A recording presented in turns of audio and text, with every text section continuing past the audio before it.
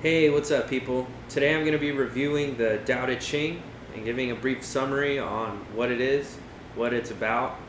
It's one of my favorite books. Ever since I read it, it changed my life. I always recommend it to people. I give it away often just because it's so good.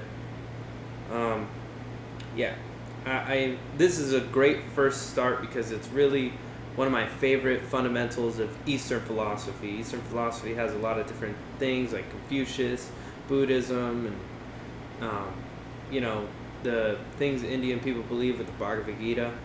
But the Tao is the best, and the Tao you could be Taoist and be also part of other religions because it doesn't necessarily make any claims that you can refute easily, and it doesn't contradict other religions. It's a trip of a book, but I recommend that you guys get into it. So I'm gonna link the translation that I'm using, the Mueller translation. It's gonna be linked, so you can just click it and follow along, and hopefully you can read it on your own, and you might love it as much as I do. So the Dao De Ching, let's get into it.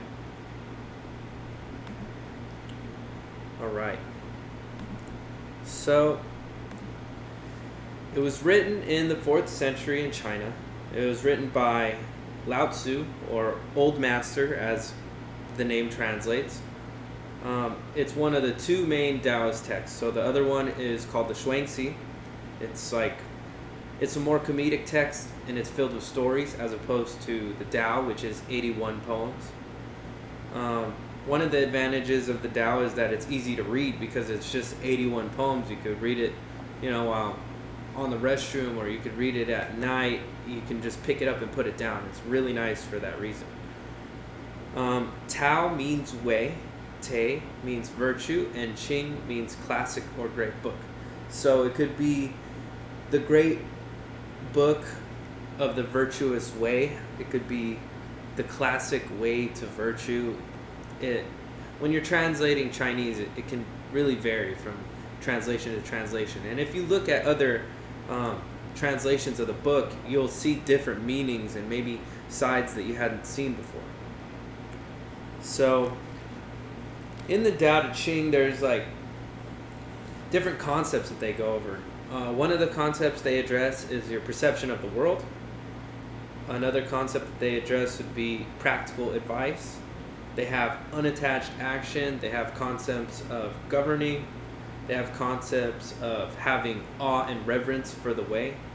So I'm going to start off by going over a few different ones. So the first three I'm going to show you are about the perception of the world and what the Tao says about having the correct perception of the world.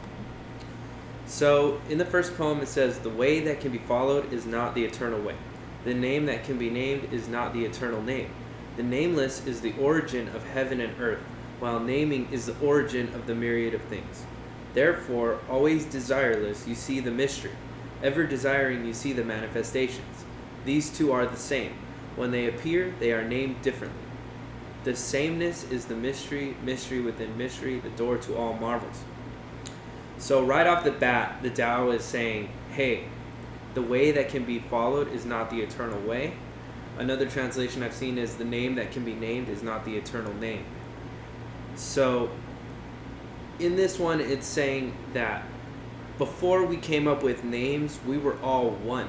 Everything was together, and you could see from the root to the fruit of the entire tree. You could see everything.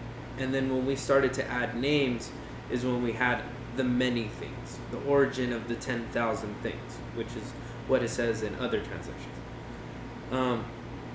I like this right off the bat because what religious text do you know says, most religious texts that you read will say, this is the way, this is how the world is, this religious text is correct. But the Tao right off the bat is saying, the way that can be named is not the eternal name. The way that can be followed is not the eternal way. So basically, it's saying that it's not even saying it is correct. It's saying that the way that is correct, it will never be pinned down by words. It's recognizing the weakness of language. Language evolves, language changes.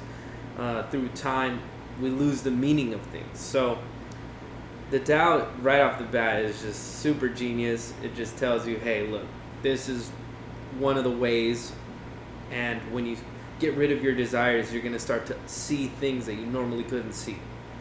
So instead of seeing the manifestations or the fruits, you can see the whole tree. You can see its roots. You can see everything about that. So let's go on to the next text, which is another one about perception. It says, all in the world recognize the beautiful as beautiful. Herein lies ugliness. All recognize the good as good. Herein lies evil. Therefore, presence and absence produce each other. Difficulty and ease bring about each other. Long and short delimit each other. High and low rest on each other. Sound and voice harmonize each other. Front and back follow each other. So that first section there is about perception of the world. It's saying, the opposites of things define one another. So that you hear this concept in the yin and yang. You hear this in other texts from around the world. Opposites define one another. So that's sort of like a pattern of the world that it's recognizing right there. It says, therefore the sage abides in the condition of wu wei, unattached action. The Tao mentions the unattached action in multiple spots and carries out the wordless teaching. Here the myriad things are made, yet not separated. So once again, just like in part 1, it says that the words is what separates all things. Without words, we would all just be one at one time. But once we had words, we separated everything. So the sage will carry out the wordless teaching and will not separate things by words. Therefore, the sage produces without possessing, acts without expectations, and accomplishes without abiding in her accomplishments. It is precisely because she does not abide in them that they never leave her. So abiding in your accomplishments is something that it practically recommends not to do. And it's very interesting because I've tried this at certain times in my life, and I've noticed its positive effects. If you do something good for somebody but never mention it, it's almost like their mind can't let go of the fact that you haven't addressed it.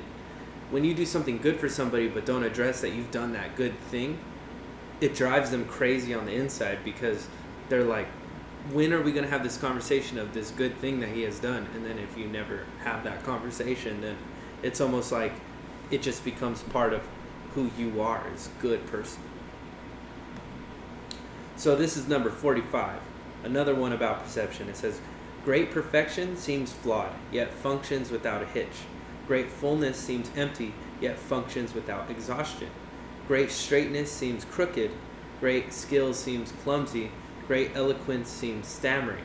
Excitement overcomes cold. Stillness overcomes heat. Clarity and stillness set everything right. So it's basically saying the imperfect is perfect. If something does what it is meant to do, despite how it may seem, it could be perfect. It's kind of like this one conversation that I had with my cousin about finding a woman is you can go through life looking for the perfect apple, or you can take all the apples that life has given you and find the best one. If you're searching for perfection, you may never find it, but if you search among the things that you have, maybe you'll find the perfection in the one that you actually have. So once again, the Tao, setting straight just your perception, making sure that you understand what true perfection looks like, and to have clarity and stillness when understanding these things. And so it's the last line, clarity and stillness set everything right. So moving on, the Tao has a lot of really practical advice in it that you can just apply immediately and you'll just see positive results. It's great. So moving on, I'll take us to number 9. It says, to hold until full is not as good as stopping. An over-sharpened sword cannot last long. A room filled with gold and jewels cannot be protected. Boasting of wealth and virtue brings your demise. After finishing the work, withdraw. This is the way of heaven. So this one speaks of restraint. This one speaks of understanding when to quit, not overdoing things. It shows you that boasting will bring your demise. Just one line of it, boasting of wealth and virtue brings your demise, because it says a room full of gold and jewels cannot be protected. So it's showing you the connections between things that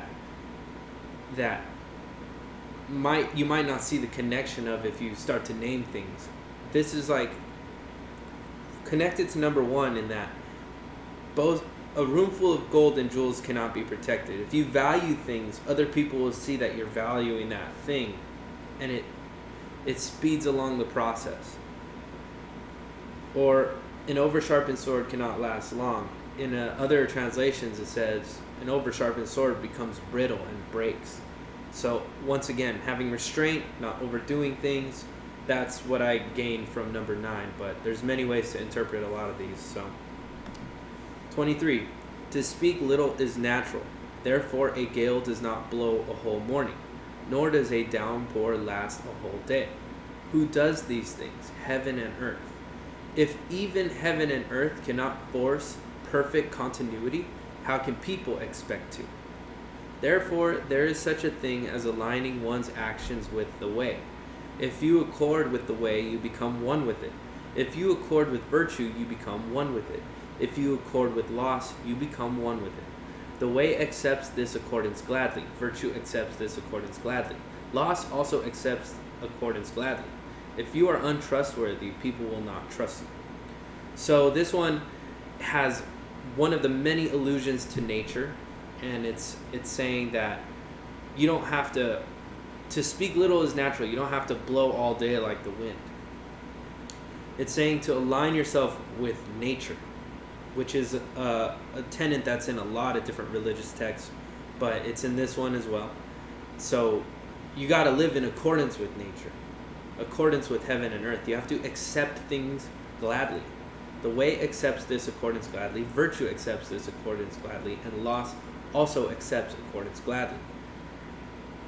So I think that's like the point of the beginning text. And then the last line is really good. It says, if you are untrustworthy, people will not trust you.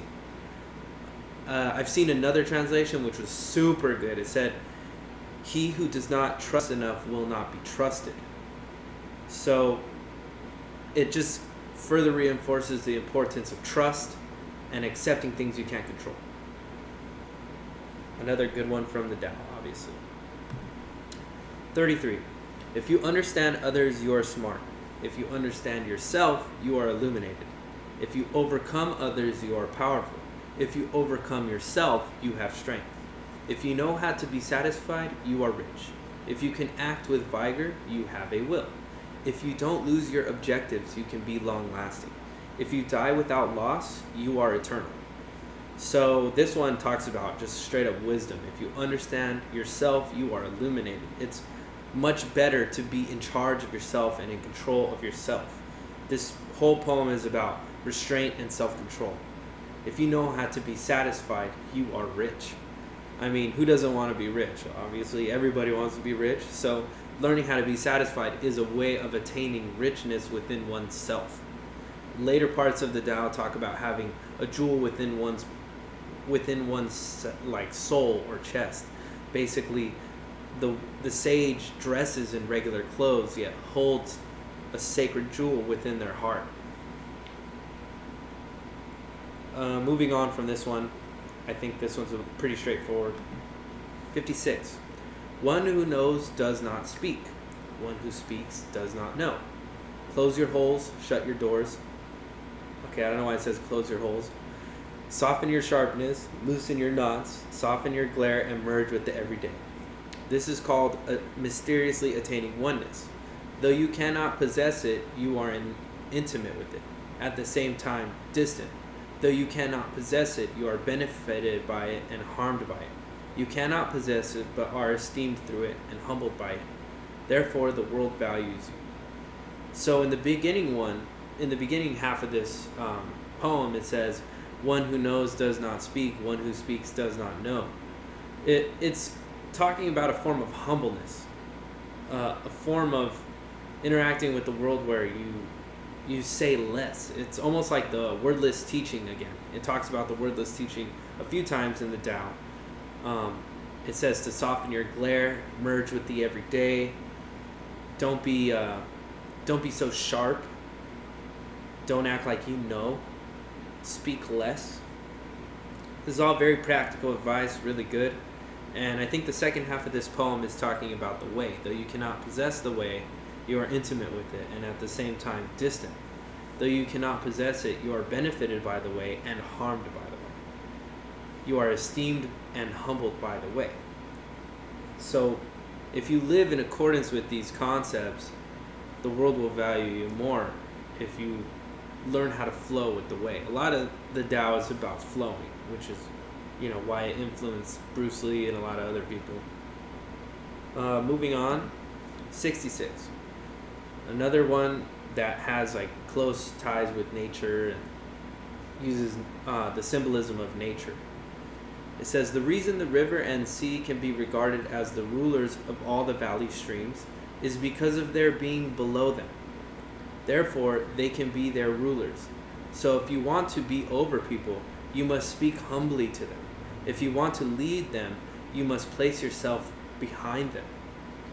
That first half of the poem is just so fucking wise. It is awesome as shit. I love this poem so much. Basically, I'm going to break it down, even though it's pretty straightforward, that if you want to rule people, or if you seek to have power, you have to place yourself below these people. The reason that the ocean gets all the water from all the rivers and streams is because it's at the lowest part. So everything flows into it. It's just like such a beautiful metaphor for how to live in a way that benefits everybody. It says, thus the sage is positioned above, and the people do not feel oppressed. He is in front, and they feel nothing wrong. Therefore they like to push him front and never resent him. Since he does not contend, no one can contend with him. So by being humble and serving everybody that you can, that you seek to lead, they're going to push you to the front. They're going to make you, you're the guy because of how you act within the world. So this one gives you just more practical advice on how to act in the world, how to be a humble leader, how to have everything flow into you. 71. There is nothing better than to know that you don't know. Not knowing, yet thinking you know, this is sickness. Only when you are sick of being sick can you be cured. The sage is not being sick is because she is sick of being sick. Therefore she is not sick. So the sage is sick of thinking that they know without knowing.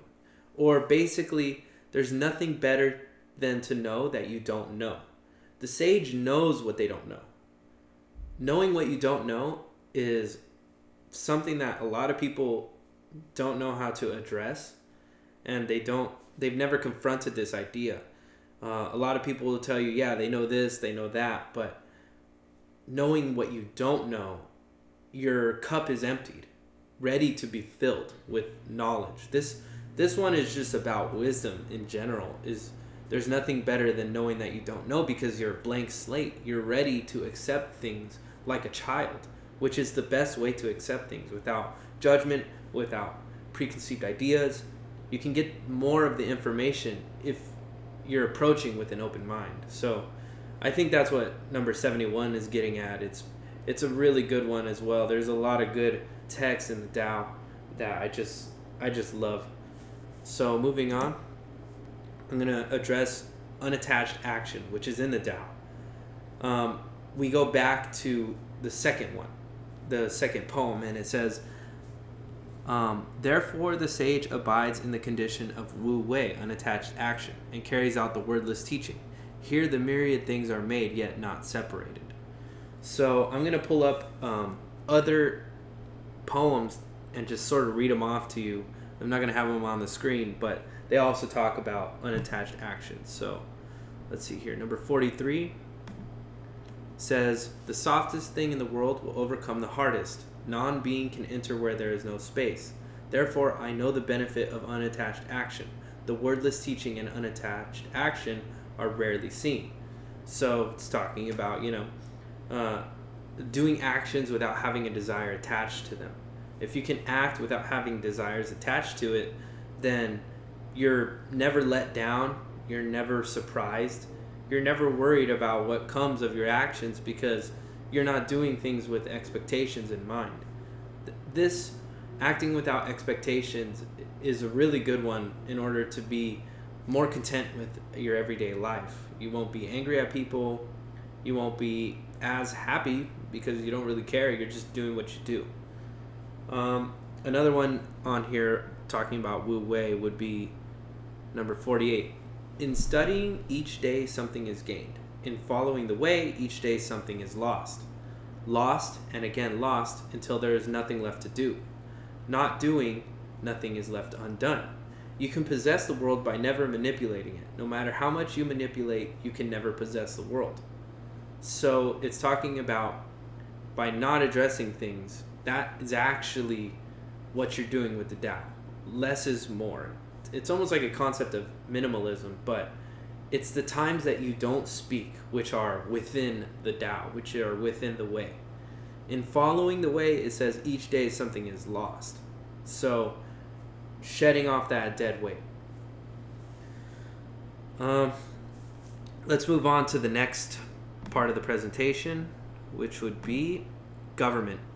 In the Tao, it talks a lot about the government. It talks about different ways of governing things. I'm just going to go over a brief part of this because it has insights into like the best way to govern a nation. It talks about how governing a nation is like frying a small fish. Don't overdo it. It talks about how less rules is better for the people because if there's more rules, they become agitated. So I'm going to just read this one quickly, and I think it's got some good advice, like the entire Dao De Ching. The great state should be like a river basin, the mixing place of the world, the feminine of the world. The feminine always overcomes the masculine by softness, because softness is lesser. Therefore, if a large state serves a small state, it will gain the small state. If a small state serves a large state, it will gain the large state. Therefore, some serve in order to gain, and some gain despite their servitude. Therefore, some serve in order to gain, and some gain despite their servitude. So, it's once again talking about the same thing, placing yourself below, and things will flow into you. The large state wants nothing more than to unite and feed its people. The small state wants nothing more than to enter into the service of the right person. Thus, both get what they want. Greatness lies in placing oneself below. I'll read another governance one. Let's see what 30 is about here. I didn't want to put them all in the presentation because, too many of them up there. You should just read this thing if you like it.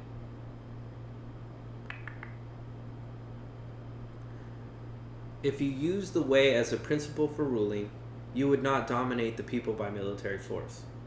What goes around comes around. Where the general has camped, thorns and brambles grow. In the wake of a great army come years of famine. If you know what you are doing, you will do what is necessary and stop there, not daring to use force. Accomplish, but don't boast. Accomplish without show. Accomplish without arrogance. Accomplish without grabbing. Accomplish without forcing.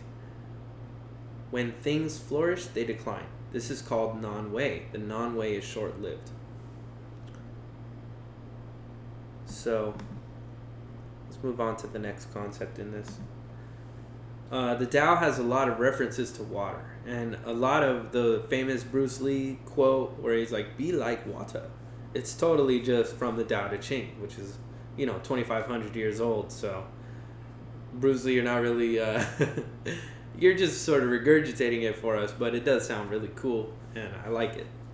It says, "The highest goodness is like water. Water easily benefits all things without struggle, yet it abides in places that men hate. Therefore, it is like the way.